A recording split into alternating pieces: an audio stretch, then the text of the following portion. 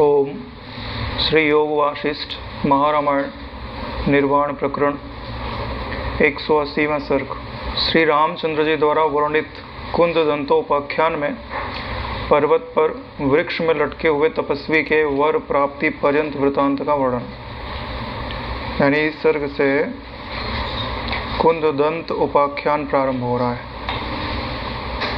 बहुत ही रोचक वृतांत है, कथा है, जिस कथा के द्वारा धीरे धीरे अपने आप आत्मज्ञान के जगत के मिथ्यात्व के क्या जो जगत है वह चित्त भ्रांति के सिवाय कुछ नहीं है।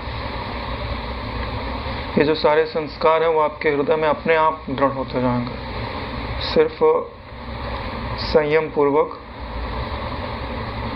वशिष्ठ जी के जो वचन है, राम जी के जो वचन है, उनके पीछे चलते जाना है, चलते जाना है। काफिला चलता है तो जब काफिले के पीछे लोग चलते हैं तो अपने आप मंजिल तक पहुंच जाते हैं। जैसे जब ईश्वर प्राप्ति की बात आती है तो कुछ लोगों के मन में ऐसा धारणा आ गई है कि हम साधना करेंगे तभी कुछ होगा। लेकिन साधु संगति भी अपना एक महत्व रखती है। अगर तुम साधुओं का संग ना करो और फिर भविष्य काल में सोचते रहो कभी हम साधना करेंगे तभी होगा, तो नारायण बड़ा मुश्किल है। कि साधुओं की संगति स्वयं एक साधना है। उनके पास बैठना यानी आपने अपना अभिमान कम किया ना, किसी के सामने बैठ रहे उसे सुन रहे, इसका मतलब उसके सामने नीचे बैठे हैं। सुनने का मतलब तो ये होता है कि नीचे बैठे, सुन रहे, सीख रहे। सीखने वाला सदैव नीचे होता है। भाई कोई व्यक्ति किसी को सुन रहा है, इसका मतलब उसने अपना अभिमान तो उससे नीचे ही रखा हुआ, भले कितना ही रखे लेकिन उससे नीचे है। तो भैया आत्मविद्या में कौन सी साधना होती है? अपने अभिमान को ही तो मिटाने की साधना है। तो जब तुम प्रयत्न पूर्वक साधु संगति नहीं कर सकते, अपने गुरु भाई में ही ईश्वर को नहीं देख सकते, ब्रह्म को नहीं देख सकते, तब क्या शत्रु में दिखाई देगा, दुर्जन में दिखाई देगा, आतताई में दिखाई देगा ब्रह्म? प्रारंभ तो यहीं से करना पड़ेगा ना। उस दिन नहीं बोल रहे थे सतशास्त्र का अभ्यास हो और साधुओं की संगति हो, सुगमता से व्यक्ति तर जाता है। इसलिए साधु संगति का महत्व है। साधु का अर्थ जीवित अंतःकरण जिसमें ज्ञान अवतरित हो रहा हो या हो गया हो, उसे साधु समझना चाहिए। जिससे आप प्रश्न कर सकते हो, जिनसे आप अपनी परेशानी बता सकते हो, अपना निश्चय बता सकते हो, पूछ सकते हो ये निश्चय सही है कि इसमें संशोधन की जरूरत है। जीवित तो जीवित ही होता है नारायण। जीवित अंतःकरण से जो प्राप्त होता है वो व्यतीत अंतःकरण से प्राप्त नहीं होता, क्योंकि व्यतीत अंतःकरण को भी कुछ बोलना है तो जीवित अंतःकरण का माध्यम लेता है। दादा गुरु जी को जो बोलना था वो बापू जी के मुख से वही बोल रहा है। आगे चल के बापू जी को जो बोलना होगा, हाँ, तो जिसने बापू जी में अपना अहम मिटा लिया उनके मुख से वही बोलेंगे। यही परंपरा है। तो एक ब्रह्म ही है जो सारे ब्रह्म ज्ञानियों के मुख से बोल रहा है। उसके सिवाय इस जगत में तत्व ज्ञान बोलने की सामर्थ्य किसी में नहीं है नारायण। क्योंकि जब वह स्वीकार करता है तभी उसकी अनुभूति होती है। अगर वह स्वीकार नहीं करे तो ब्रह्म तत्व की रंच मात्र अनुभूति नहीं हो सकती। इसके लिए दो साधन है। क्या?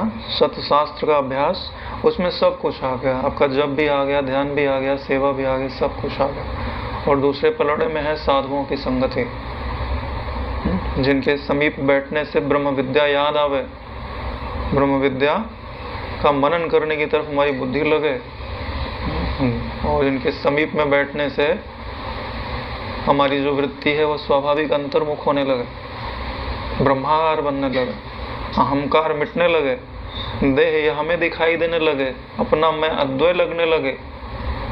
हाँ, तो उनका प्रयत्न पूर्वक संग करना चाहिए। इससे बड़ा कोई खजाना नहीं है नारायण। अभी आप पढ़ोगे तो आगे यहाँ वर्णन आएगा। बोले तत्वज्ञानी जन को भी तत्वज्ञानी जन मिल जाए ना तो बोले लालायित हो जाते हैं उनका संग करने के लिए। आप तो काम है नारायण, फिर भी क्यों? क्योंकि इन्हीं संस्कारों का बोध पाया है। अरे भाई, जब कोई किसी मंजिल पे जा रहा है और वही मंजिल आपके भी है, तो अगर 2 लोग साथ चले तो मंजिल आसान हो जाती है, 3 लोग चले तो और आसान हो जाती है। जहाँ रात में रुकना होगा, वहाँ टेंट लगाना है, कुछ करना है, तो मदद हो जाता है। नारायण निधिध्यासन में तो सभी अकेले हैं, यानी जब सोएंगे तो सब अपनी अपनी नींद लेंगे, लेकिन मनन में तो कोई ना कोई आपका साथ दे सकता है। श्रवण तो गुरु मुख से हजारों लोग बैठ के एक साथ कर लेते हैं, लेकिन जो आपको मनन में सहयोग दे रहा है, उसे भी गुरु से अभिन्न नहीं समझना चाहिए। मैं तो ऐसे ही समझता हूँ। अभी तो मैं कुछ ऐसा अभ्यास कर रहा हूँ कि जैसे कोई आकृति पहले थी ही नहीं, जिसको मैं अभी देख रहा हूँ अभी वो ब्रह्म से उपजा है, तुरंत ही उपजा है, ब्रह्म रूप ही है। और जैसे मेरी दृष्टि से ओझल होगा वो ब्रह्म में ही लीन हो गया, यानी उसका कहीं अस्तित्व ही नहीं है, ना आकाश पाताल कहीं नहीं है, वो ब्रह्म में है, ब्रह्म से आया, ब्रह्म में गया। ठीक है, जैसे बुलबुला पानी से उपजा, दिखा, खेल लिए हम बुलबुले के साथ, हम बुलबुला बोले ठीक है आज का समय इतना ही, मैं जल हो जाता हूँ। ठीक वैसा वायु के स्पंदन के जैसे, खूब गर्मी लग रही थी, चलो ना पवन देव थोड़ा चलो, 2 झोंका आया, मन शीतल हो गया, तो झोंका गया कहाँ? कहीं गया ही नहीं, जहाँ था वही है, बस स्थिर हो गया। अपने हृदय की बातें बता रहा हूँ, शायद काम आ जाए आप लोगों को आगे। लेकिन एक भी बात है, जिसको माया मोहित करती है ना, उसको कितने समझा लो, ठीक है, वो मोहित ही रहता है। हाँ, और जिसको जगाना चाहती है ना, तो प्यार से तो ठीक है, नहीं तो अगर माँ जगाना चाहे तो जगा के ही छोड़ती है। हाँ, पूरी बाल्टी लाके पानी डाल देगी तुम्हारे सिर पे। सो ठंडी का महीना है, पानी पड़ गया तो कौन सो सकता है? जिसको वो जगाना चाहे उसको जगा के ही दम लगता है। एक परेशानी बीतती नहीं दूसरी, दूसरी बीतती नहीं तीसरी, जगा के ही छोड़ते हैं। जो परेशानी आती है ना, जगाना चाहता है, ये जो अनुकूलता आती है ना, सुलाना चाहता है। सच्चाई बता रहा, कोई जरूरी नहीं है कि अनुकूलता आती तो सुलाना चाहता है, लेकिन ज्यादातर लोग अनुकूलता में सो ही जाते हैं और प्रतिकूलता में भी सो ही जाते हैं, बेहोश हो जाते हैं। बोले हमको दारू पीना है, बोले क्यों? बड़ी परेशानी है। तो परेशानी दूर कर देती है दारू।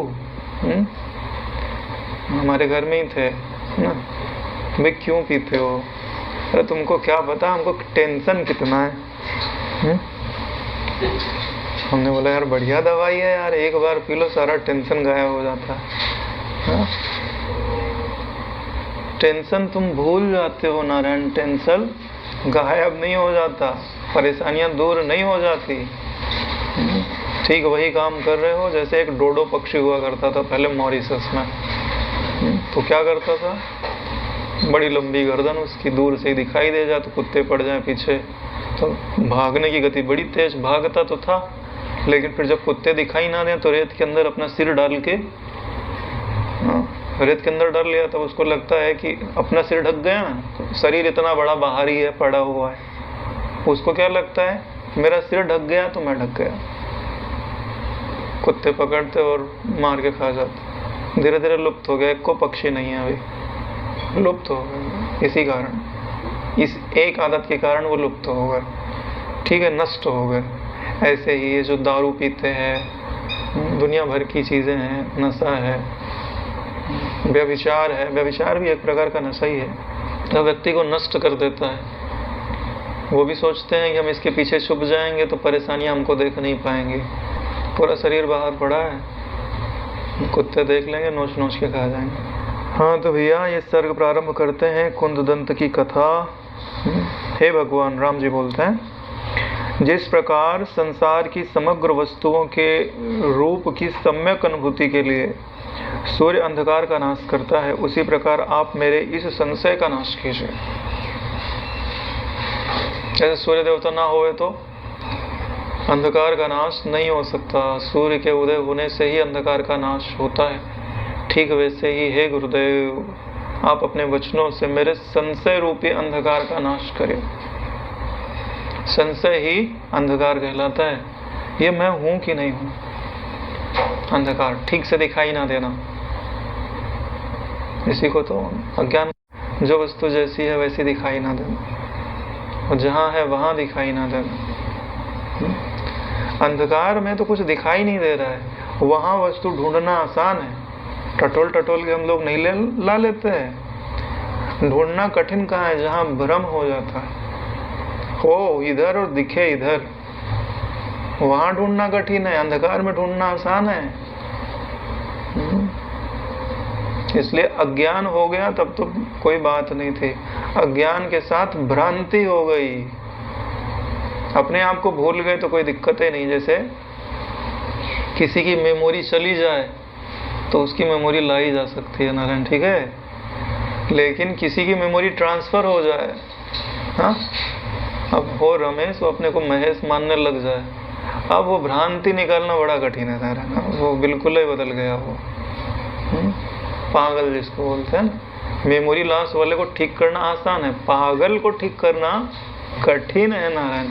ये जो भ्रांति है ना, इसने आपको पागल बना दिया है, जो आप नहीं हो उसको आपने पकड़ लिया। संदेह का बीज दर्शाने के लिए आख्यान का प्रारंभ करते हैं। तो ये सारी बातें जो भी कथाएं आगे की कहीं जाएंगी वो सब भगवान राम जी कर रहे हैं। पूछेंगे भी किसका निष्कर्ष क्या निकलता है, आगे हुआ क्या।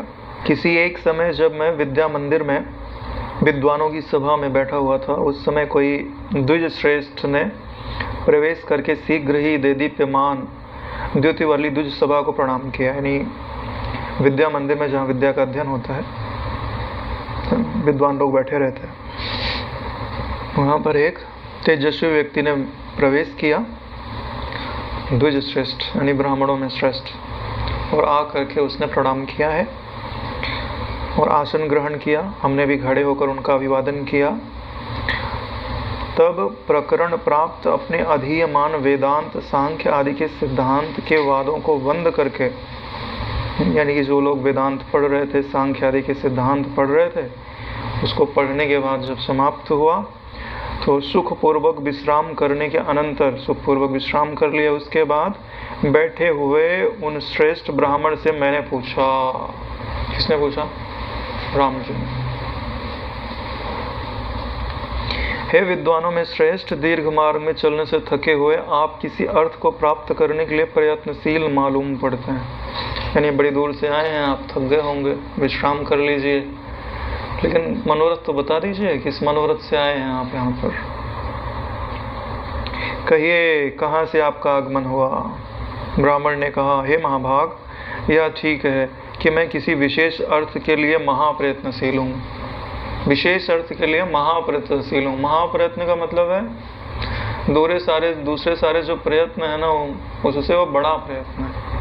जैसे ईश्वर प्राप्ति हमारा महाप्रयत्न है, ठीक है, उसके लिए हम जप करते हैं, ध्यान करते हैं, सेवा करते हैं, सदाचरण करते हैं, वो सब प्रयत्न है। महाप्रयत्न क्या? ईश्वर अनुभूति, तत्व अनुभूति, है ना, निरत से आनंद की प्राप्ति, समता की प्राप्ति। सम तो है ही है अपन। इसलिए यहाँ जिस लिए आया हूँ उसका निर्णय सुने।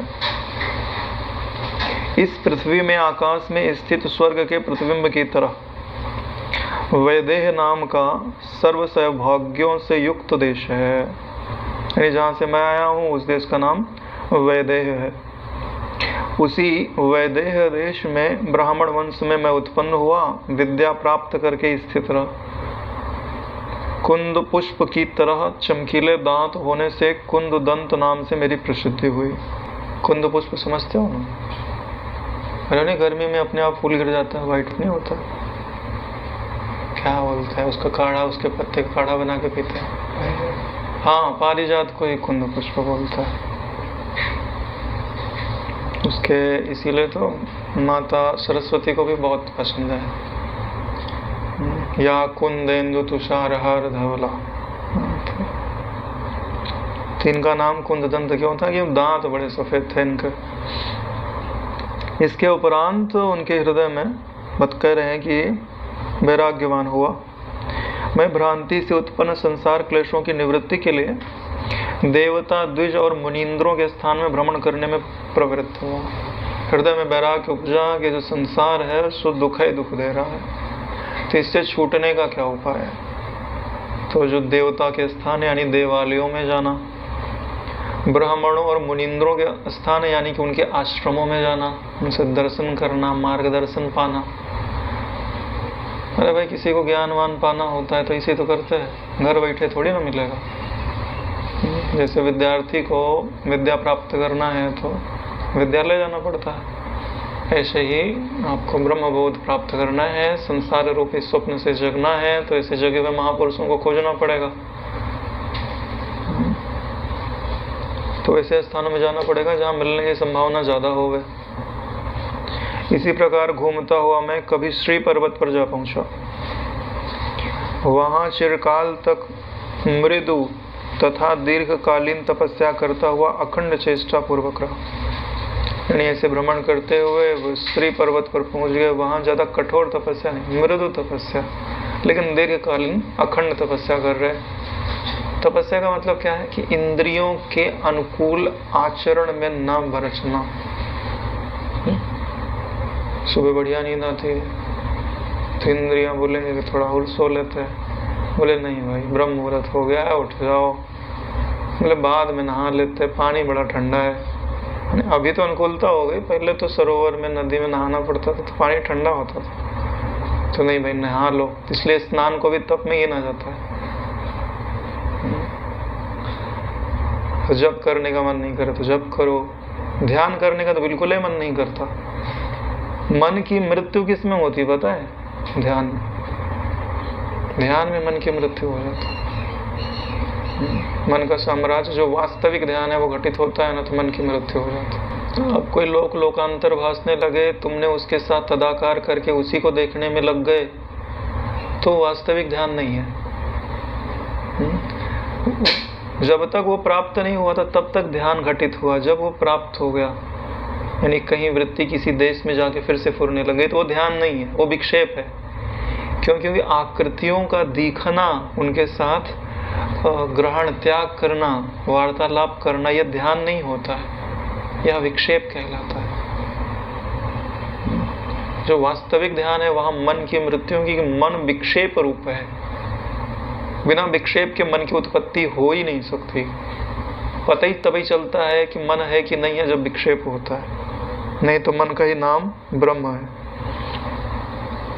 अरे भाई, पानी की जो लहर है उसी को तो तुम मन बोलते हो, चैतन्य की लहर को।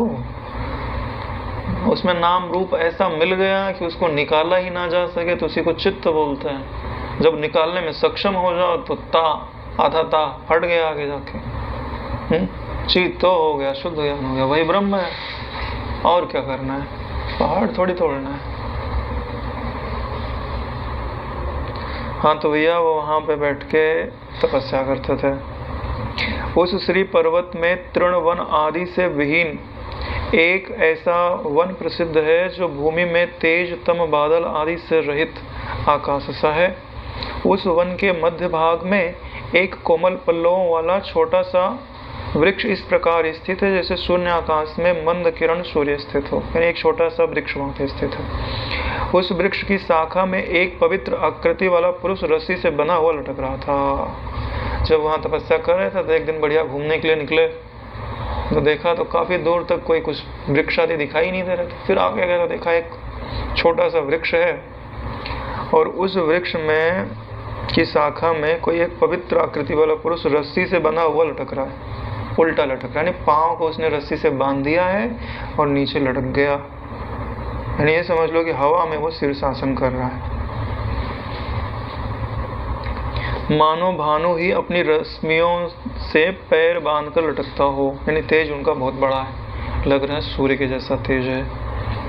मूंज की रस्सी की ओर बंधे हुए पैरों वाला, नित्य नीचे को लटके सिर वाला, वह बड़ी बड़ी गांठों वाले शालमली वृक्ष की अष्ठीलता को, यानी लंबायमान पर्व ग्रंथिता को धारण करता हुआ सा स्थित था। पेड़ में गांठें नहीं पड़ जाती हैं, ठीक वैसे ही शालमली लता की गांठों के जैसा, यानी शरीर उसका हृष्ट पुष्ट था, ऐसा उसको दिखाई दे रहा था।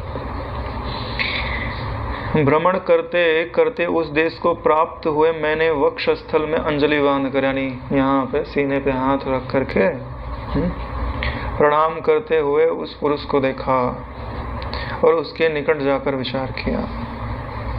यानी उन पुरुष को देखा है तो उन्होंने प्रणाम किया। प्रणाम क्यों किया? तेज इतना है उसका, प्रणाम करने पे बाध्य होना पड़ता है। तो यह ब्राह्मण अभी तक जीवित हो, क्योंकि बार बार आहताकृति होकर श्वास लेता है। तो देखा मर तो नहीं गया, जीवित तो है। ध्यान से देखा तो पता चला भाई सांस ले रहे।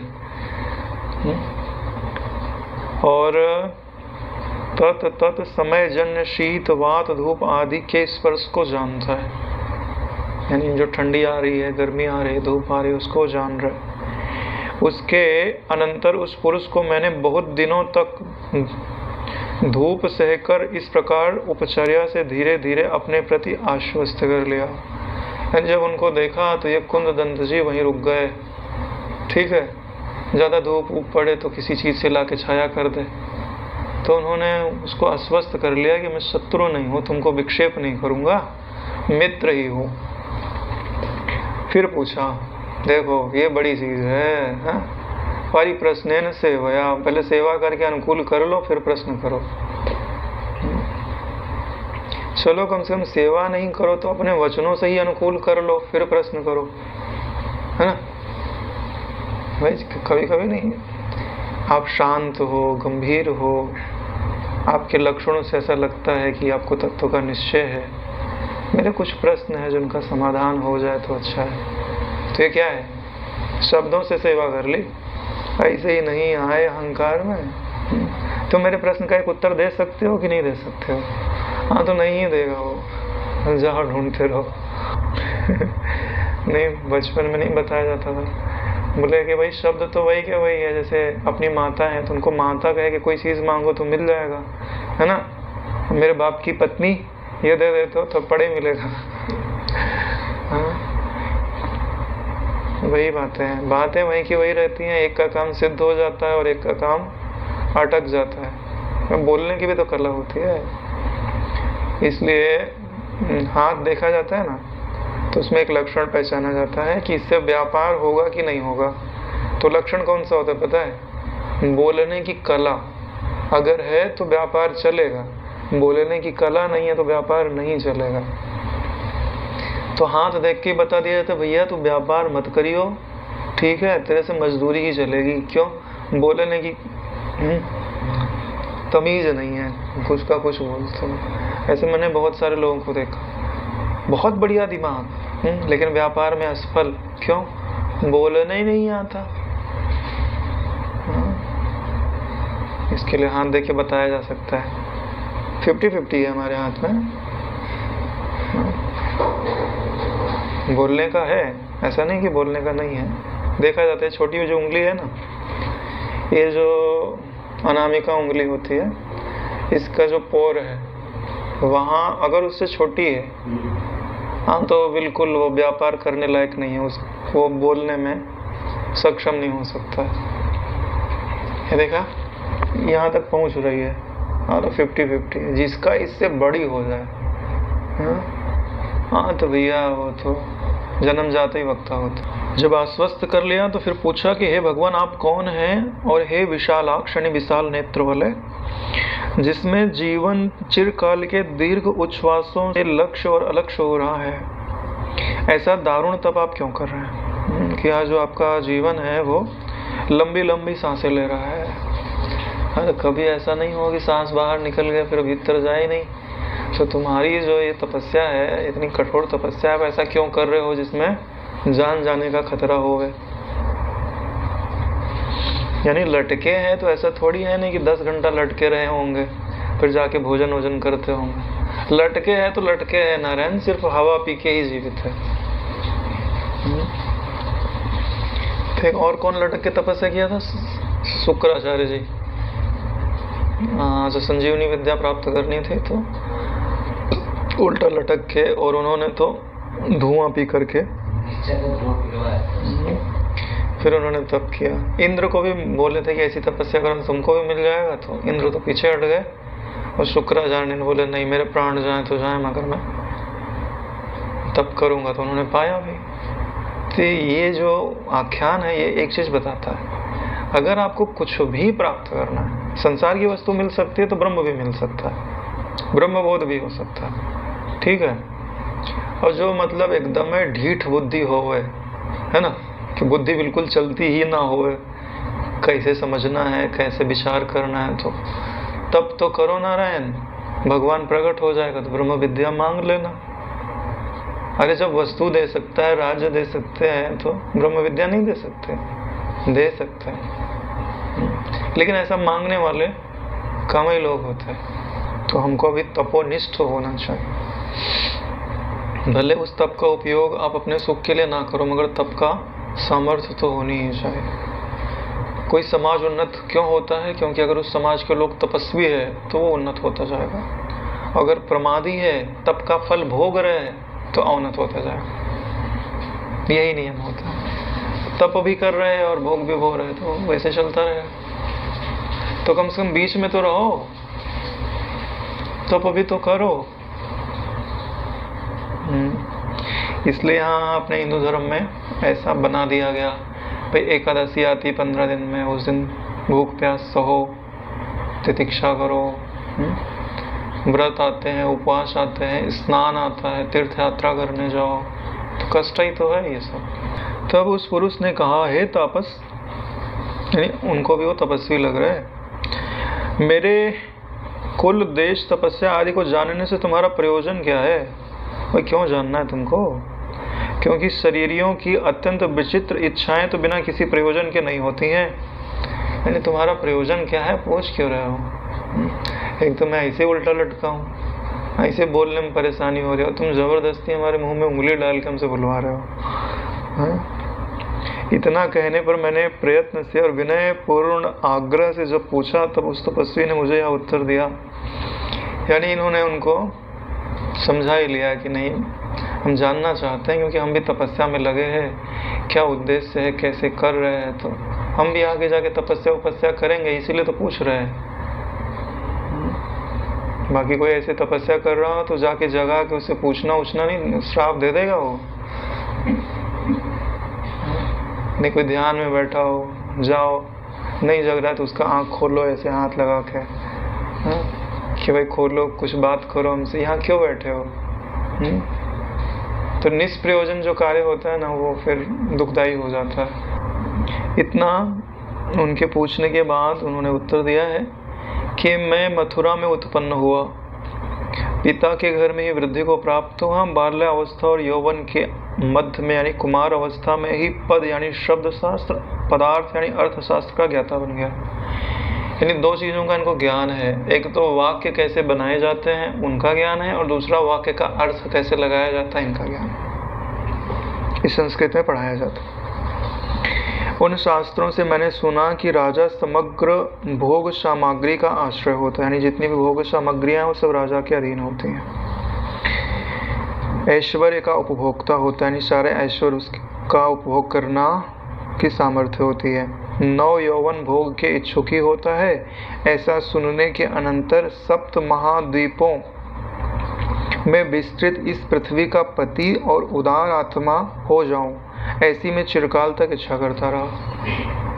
जब ऐसे ग्रंथ आदि पढ़े तो उनमें वर्णन आया राजा आदि का, तो देखा रे राजा तो के पास सारी सामग्रियां होती हैं, भोगने का अधिकार भी होता है, क्योंकि पृथ्वी का अधिपति होता है, और बोले उदार आत्मा भी होता है, जिसको जो चाहे सो दे भी सकता है।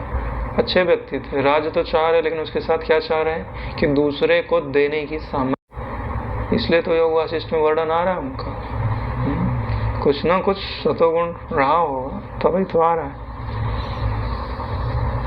चिरकाल तक इच्छा करता रहा, इसी प्रयोजन से इस देश में आकर मैं स्थित हूँ। हे मानद, यहाँ मुझे 12 वर्ष बीत गए, यानी उल्टा लटके इनको 12 साल बीत गए। उस समय का शरीर भी मजबूत रहता था, तप आदि सह लेता था। अभी तो कलयुग वाले को लटका तो 3 दिन के अंदर तो प्राण ही निकल जाए। अभी उल्टा लटका तो शरीर इतना कमजोर है ना, ये पूरा ब्लड सिर के अंदर भर जाएगा, आंखें लाल हो जाएंगी पूरी की पूरी, कुछ ही देर में हो जाएंगी, तो 24 घंटे में तो पता नहीं। हाँ, पता चला कि किडनी उडनी काम करना बंद ही कर दिए, किडनी तक रखते नहीं पहुंच रहा है। यहाँ तो 80 माना जाएगा, सूजन हो जाएगा 2 घंटा में। हाँ, कलयुग के मनुष्यों की सामर्थ्य इतनी नहीं है। पहले के लोग तो पत्ते खा करके भी जी लेते थे, तपस्या कर लेते थे। माता पार्वती ने नहीं किया। अब कलयुग में कोई कर पाएगा? एक दिन का उपवास नहीं होता है। ऐसा लगता है सिर हैंग कर जा रहा है। अरे वो सब तो छोड़ो, खाते पीते लोगों को खुशकी चढ़ जा रही है। तपस्या की तो बात ही छोड़ दो। हाँ, क्या तप होगा? भगवान की बड़ी जो है कलयुग में बड़ी विपत्ति है। शरीर बड़ा दुर्बल हो गया। सिर्फ तत्व ज्ञान का ही आश्रय है नारायण, बाकी और कोई विशेष साधना तो व्यक्ति कर नहीं सकता। शरीर बलवान होता था, लोग कुंभक कर करके समाधि लगा लेते थे। अब तो भैया डर ही लगता है, ज्यादा कुंभक कर लिया तो शरीर में इतनी गर्मी बढ़ गई कि शरीर संभाल ही नहीं पा रहा, क्योंकि हर चीजों में मिलावट हो गई ना। अन्न तुम्हारा दूषित हो गया है, दूध तुम्हारा दूषित हो गया है, घी तुम्हारा दूषित हो गया है। ये सब तो छोड़ो, हवा दूषित हो गई है, पानी दूषित हो गया है, धरती दूषित हो गई है। ये सब तो दूषित हो गए तो ठीक ही है। आकाश तत्व भी दूषित हो गया। हाँ, शब्द कहाँ रहता है? आकाश में। ये सब विचार जिनके उल्टे सीधे काम के, क्रोध के, लोभ के, ईर्ष्या द्वेष के विचार जा जाके पूरे आकाश तत्व को दूषित कर दिया है। लोग नाहक का बोल रहे हैं। ये जो भी शब्द आप चिल्लाते हो ना, ये आकाश में जाके स्टोर होता है। तो आप गंदगी बढ़ा रहे हो आकाश तत्व में, अगर आप पवित्र शब्दों का उच्चारण नहीं कर रहे हो तो। इसलिए बोलते हैं किसी को गाली नहीं देनी चाहिए। आप आकाश तत्व दूषित करने का पाप कर रहे हो।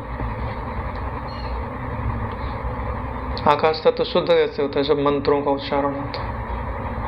इसलिए सुबह उठ करके एक आध अध्याय याद कर लो गीता का, अष्टावक्र गीता का। जोर जोर से बोलो, मुंह में नहीं, जोर जोर से बोलो, गाओ, गीत है। एको दृष्टासि सर्वस्य मुक्त प्रायोसि सर्वदा। है, चिल्लाओ। करना क्या अकेले में? लोग सुनेंगे तो करना क्या? सुनना है तो सुनना है। लोग भिक्षा के गाने गाते रहते हैं। बढ़िया लगता है। कभी जोर जोर से बोल के देखो। ये संस्कार होने चाहिए, ज्ञान में खेलने के संस्कार। यहाँ ज्ञान हजम क्यों नहीं हो रहा पता है? उसको कहीं एक कोने में ले जाके दबा कर रख दिया है। अरे उसको हर जगह उपलब्ध करा दो। खाते समय, उठते समय, बैठते समय, बोलते समय, देखते समय, झगड़ते समय। हाँ, फिर ज्ञान ही ज्ञान रहेगा। भाई गुरु जी का सत्संग होता था तो यही तो प्रभाव था, तभी तो सब जगह महक थी। हाँ, अभी सुना सुना क्यों लगता है? क्योंकि वो ज्ञान चला गया। गुरु की उपस्थिति से ज्ञान अपने आप स्मरण में आता था। तो अब प्रयास करके ला लो। हाँ, तो भाई इनको समझ में आया कि राजा जो है वो श्रेष्ठ होता है, अधिपति होता है पृथ्वी का। तो उसको प्राप्त करके इस स्थान पर आए और बोले तपस्या करके ईश्वर को प्रसन्न करूंगा और वरदान प्राप्त करूंगा कि मैं 7 दीप पर्यंत जितनी पृथ्वी है, यानी पूरी पृथ्वी। अभी तो नहीं हो सकते कोई राजा, ये सब देश अलग अलग हो गए। पहले पूरी पृथ्वी एक 7 दीपों का एक राजा हो सकता था। तो 12 वर्ष से ही उल्टे लड़क के तप कर रहे हैं। तुम्हारा कुछ पूछा हुआ अर्थ मैंने कह दिया, इसलिए हे अकारण मित्र, शीघ्रता से पर्यटन करते हुए तुम अपने अभीष्ट स्थान को जाओ। मैं भी अपनी अभीष्ट प्राप्ति तक तपश्चर्या में दृढ़ता से संलग्न होता हूँ। शीघ्रता से जाओ यानी डिस्टर्ब कर रहे हैं। तुम भी जाओ, मैं भी अपने तप में लगता हूँ, क्योंकि जब तक मेरा तप सिद्ध नहीं होगा मैं ऐसे ही तप करता रहूँगा। उसके इतना कहने पर मैंने उससे जो कहा सो सुनिए, क्योंकि आश्चर्य वृतांत सुनने में किसी धीमान का चित्त खिन्न नहीं होता। मैंने कहा, हे साधो, जब तक तुम अपना इच्छित वर प्राप्त नहीं कर लेते तब तक तुम्हारी रक्षा और परिचर्या के लिए मैं यहीं रहूँगा। यानी कुंददंत को भी कोई दूसरा काम नहीं था, देख लिया ये बढ़िया तप कर रहे हैं, क्या पता इन तप का कुछ फल अपने को मिल जाए, हाँ नहीं तो कुछ सीखने को ही मिल जाए। यानी इनको भी साधु संगति का महत्व पता है। जब कोई श्रेष्ठ व्यक्ति मिल जाए ना किसी भी फील्ड का, तो उसका संग करना चाहिए, क्योंकि उससे उस फील्ड का ज्ञान तो प्राप्त ही हो जाएगा। इतना कहने पर वह जितेंद्रिय पाषाण मूर्ति की तरह मौन हो गया, यानी उसने हाँ भी नहीं बोला और ना भी नहीं बोला। उसने आंखें बंद कर ली, उसका शरीर मृत की तरह हो गया, क्योंकि वह बाहर से हिलता डुलता न था, काष्ठ वृत्ति को धारण कर लिया। तब उस काष्ठवत मौन तपस्वी के आगे वेग रहित होकर कालजन्य शीतोष्ण आदि वेगों को सहता हुआ मैं 6 महीने तक रहा। 6 महीने तक ये भी वो उल्टा लटक के तप कर रहे हैं और ये शांत बैठ के वहीं, है ना, उसका थोड़ा बहुत ध्यान रखते होंगे, कोई जानवर वानवर डिस्टर्ब नहीं करे। एक दिन सूर्य बिंब से निकलकर उस प्रदेश में स्थित हुए भानु की तरह चमकते हुए किसी पुरुष को मैंने देखा। यानी कि सूर्य से ही सूर्य पुरुष निकल करके वहां आए। जब उस तपस्वी ने मन से और मैंने कर्म से उन पुरुष की पूजा की, जब वो आए तो तपस्वी तो उल्टे लटके, वो पूजा भी तो कैसे करेंगे, तो उन्होंने मन से ही उनको प्रणाम किया, और ये तो फ्री थे, इन्होंने अर्घ्यपाद्य आदि से पूजन किया होगा, कर्म से उनका पूजन किया। तब वह अमृत द्रव्य की तरह सुंदर वचन बोले, हे शाखाओं में लटके हुए दीर्घ काल से तपस्या में निरत ब्राह्मण, देह का संहार करने वाली इस तपश्चर्या को समाप्त कीजिए और अपना अभिमत वर ग्रहण कीजिए। यानी तुम्हारी तपस्या पूर्ण हुई, अब इसको विराम दे दो, ठीक है, और वरदान ले लो मुझसे। सोचने की बात है, ऐसा होता क्यों है कि तुम तपो और कोई आके वरदान देता है? हाँ, क्योंकि सब जुड़े हुए हैं, सब प्राणी एक दूसरे से जुड़े हुए हैं। अगर तुम एक जगह संकल्पित होकर के बैठ जाते हो कि नहीं मुझे ये वस्तु चाहिए, तो दूसरे अंग को मजबूर होकर के वो वस्तु देनी पड़ती है। सिर्फ तप के द्वारा आप अपनी मांग व्यक्त कर रहे हो कि नहीं अब मैं डिगूंगा नहीं, मुझे चाहिए, तो दृढ़ निश्चय ही उस वस्तु को प्राप्त कराता है। ये आप निश्चित समझ लो। अगर आपको ब्रह्मबोध चाहिए तो वैसा दृढ़ निश्चय भी चाहिए कि उसके प्राप्ति के बगैर मैं अन्य किसी वस्तु से संतुष्ट नहीं होऊंगा। अगर संतुष्ट हो जाओगे तो खिलौने दे दिए जाएंगे। तुम इस देह से सप्त समुद्रों से वेष्टित सप्त द्वीपवती महिकानी पृथ्वी का 7000 वर्ष तक धर्म पूर्वक पालन करोगे। यानी उनके पूछने के पहले ही इन्होंने वरदान दे दिया, पता चल गया इनके मन में क्या है। यानी इसी शरीर से, हालांकि शरीर छूट जाता है जब राजा बनते हैं, तो इसी शरीर का मतलब इसी सूक्ष्म शरीर से, यानी तुमको पता रहेगा कि मैं वही हूँ और मुझे राज्य मिल गया। जैसे वरदान में चीज़ काम कर जाती है, नहीं तो व्यक्ति मरता है तो नया जन्म होता है, तो जन्म का अनुभव नहीं होगा, लेकिन शरीर छूट जाएगा फिर तुमको वैसा भासेगा।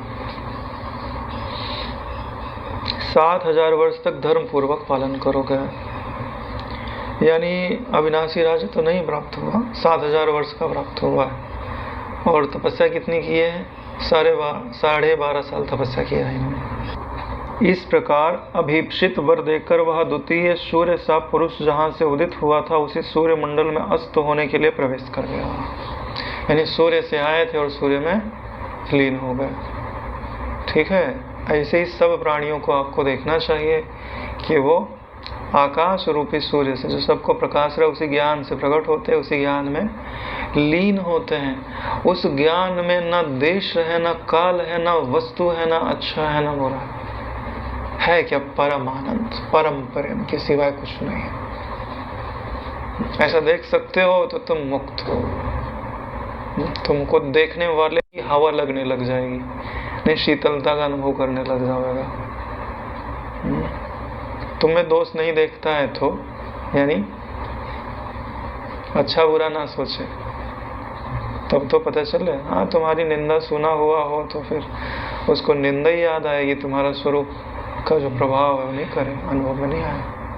उस सूर्य पुरुष के चले जाने पर मैंने शास्त्रों में जैसा सुना था वैसे ही श्रेष्ठ आदित्य पुरुष को जिसने प्रत्यक्ष देखा था, वरदान व्यवहार से अनुभव किया था, ऐसे उस विवेकी शाखा तपस्वी से कहा।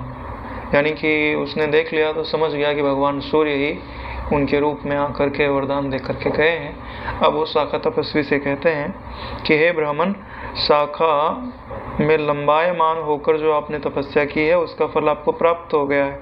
अब आप तप छोड़कर यथा प्राप्त गृह गमन आदि व्यवहार करें। क्या ये नहीं कि आपको वरदान तो प्राप्त हो गया, अब तपस्या से क्या फायदा, है ना? उतरो, अपने घर आदि जाओ, इंतजार कर रहे होंगे वहाँ कोई। यह स्वीकार कर लेने पर उस पुरुष के बंधे हुए पैरों को मैंने वृक्ष से इस प्रकार मुक्त किया जैसे आलांस यानी बंधन स्तंभ से हाथी के बच्चों के पैरों को मुक्त करते हैं। अच्छा, ये नहीं होते तो उनके पैरों को मुक्त कौन करता? सूर्य देव ही मुक्त करके जाते। उन्होंने देखा ना कि यहाँ कोई मुक्त करने के लिए है, तो इसके लिए उन्होंने चलो इनको भी थोड़ी सेवा मिल जावे, नहीं तो वही मुक्त करके जाते।